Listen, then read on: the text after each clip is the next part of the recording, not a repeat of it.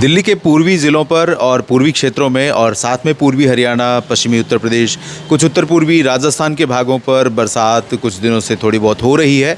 और आज भी दिल्ली में पिछले लगभग 1.5-2 घंटे से बारिश का मौसम बना हुआ है और पूर्वी हिस्सों में कुछ स्थानों पर बादल बरस रहे हैं। अब दिल्ली और एनसीआर के लोगों या उत्तर भारत के लोगों के मन में होगा कि ये बारिश आखिर चलेगी कब तक। तो इस वीडियो के माध्यम से मैं ये बताने का प्रयास करूंगा कि नॉर्थ इंडिया में, नॉर्थ वेस्टर्न प्लेन्स में कब तक इस तरह से मानसून के एक्टिव रहने की संभावना है। देखिए, एक नया लो प्रेशर एरिया जो बंगाल की खाड़ी पर बनने के बाद आगे बढ़ना शुरू हुआ है, उसका जो इम्पैक्ट है वो हमें दिखाई देने वाला है। और उसके चलते संभावना यह है कि अगले 2 दिन और आज 24 अगस्त है, तो 25 और 26 अगस्त तक संभावना है कि कुछ पश्चिमी मध्य प्रदेश जहां पर बारिश नहीं हो रही थी वहां पर सिस्टम का प्रभाव दिखाई पड़ेगा। और कुछ पूर्वी राजस्थान, हरियाणा के कुछ पूर्वी ज़िले, दिल्ली और पश्चिमी यूपी तथा पंजाब के कुछ एक हिस्से, पॉकेट्स जो शहीद भगत सिंह नगर, साहिबजादा अजीत सिंह नगर, पटियाला और आसपास का रीजन है, इन भागों में, और चंडीगढ़ में, और अंबाला यमुनानगर से लेकर नीचे गुरुग्राम, फरीदाबाद, पलवल और जयपुर, अजमेर, सवाई माधोपुर, भरतपुर, अलवर, दौसा, करौली, धौलपुर, दिल्ली एनसीआर, इन क्षेत्रों में बरसात की गतिविधियां अगले 3 दिनों तक बनी रह सकती है, ऑन एंड ऑफ।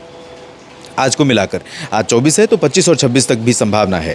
और उसके बाद यहाँ पर मौसम साफ़ होना शुरू हो जाएगा। वजह यह है कि यहाँ पर आने लगी हैं पश्चिमी दिशा की हवाएं, और पश्चिमी दिशा की हवाएं पंजाब और हरियाणा के कई ज़िलों पर चल रही हैं। ये हवाएं ही मेन वजह है कि यहाँ पर बरसात हो रही है। अब आप सोचिए कि वो हवाएं ड्राई हैं, उसके बाद भी कैसी वजह हो सकती हैं। तो ड्राई विंड्स क्या हो रहा है कि जो बंगाल की खाड़ी से हवा आ रही है वो ड्राई विंड से यहाँ पर टक्कर हो रही है, और उसके बाद ये हवा ऊपर की तरफ लिफ्ट हो रही है, और ऊपर जब एटमॉस्फेयर में पहुंच रही है उस स्थान पर जहां पर बादल बनते हैं, तो बादल बन रहे हैं और ये बादल बरस रहे हैं। और 2-3 दिनों के बाद परिस्थितियां बदलेंगी और जो मानसून सिस्टम है वो थोड़ा कमज़ोर होगा, उसके प्रभाव से आने वाली हवाओं का ज़ोर कम हो जाएगा। तो परिणाम ये होगा कि दिल्ली एनसीआर हो या हरियाणा, पंजाब और राजस्थान के रीजन हो या पश्चिमी यूपी का क्षेत्र हो, इन सभी भागों से, और हिमाचल, जम्मू कश्मीर में भी पश्चिमी हवाओं का प्रभाव थोड़ा सा बढ़ सकता है, पूर्वी हवाओं का प्रभाव कम हो सकता है।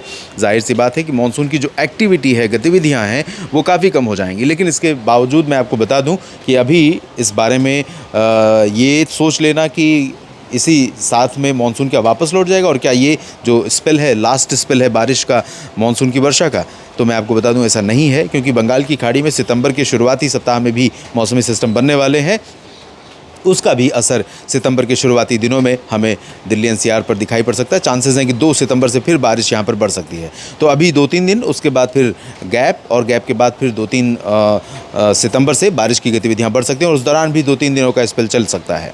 बाकी चेंजेस के लिए लगातार मेरे साथ मानसून और मौसम अपडेट के लिए बने रहिए। मौसम तक और न्यूज़ मीडिया मंच यूट्यूब चैनल, मौसम तक फेसबुक पेज पर कमेंट में अपनी राय लिखेगा और एक्सपीरियंस लिखेगा मौसम और मानसून को लेकर दिल्ली और एनसीआर के रीजन में। धन्यवाद।